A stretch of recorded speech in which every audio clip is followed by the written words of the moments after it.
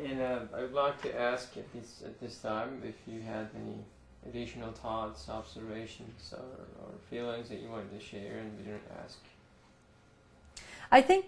one final observation that I would offer, and again it comes from it's a snapshot of the Turkey trip, was that we went into a decrepit, long since abandoned Christian church that I believe was dedicated to Saint Helen as she made her way either to the Holy Land or from the Holy Land, the mother of Constantine.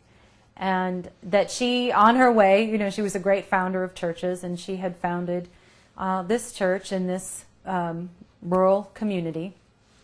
And that the church had its own history. I mean, it progressed and flourished, and we went into the building itself, and it was very evident, that paintings had been done on the walls, and the architecture had been created and then refurbished according to the times, and that at some point in its history it had declined and was there as part of the community, but no longer utilized by a Christian community and residents. And what moved me so much was not only the history of such a place, but the fact that its caretaker was a Muslim man from the village. And he felt very strongly that it was his obligation, but also his honor, to do what he could to care for the place, to use whatever resources he had available to make sure that that place was kept in the best condition that it could be, and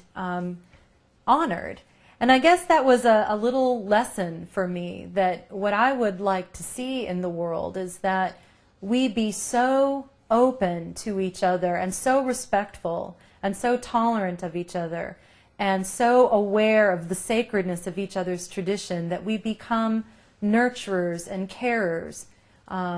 caretakers for each other's religious faiths, and that we protect our faiths together. And that's a mutual thing, that it's not just me about caring for the Christian church that I serve and Muslims caring for themselves and their community, but we realize that we have a moral and religious and spiritual obligation to care for each other, just as that man cared for that sacred place and honored what had gone on there, and he saw that as part of his own obligations. I guess I would hope that that would be the vision that we would all be working toward. So if you're to speak to American people or the whole world in the national TV, what would you say to all people? Wow, what would I say to the American people and the whole world? I would probably say we need to learn to love. We need to learn to love God expansively,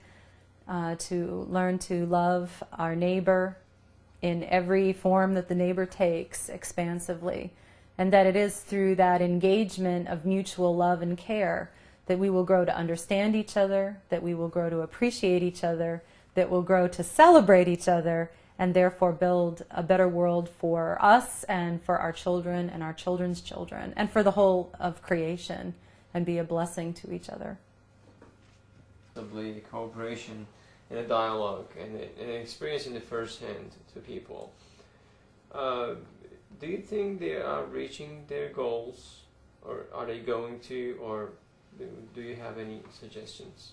I believe IID is reaching its goals of bringing people together, bringing cultures together, bringing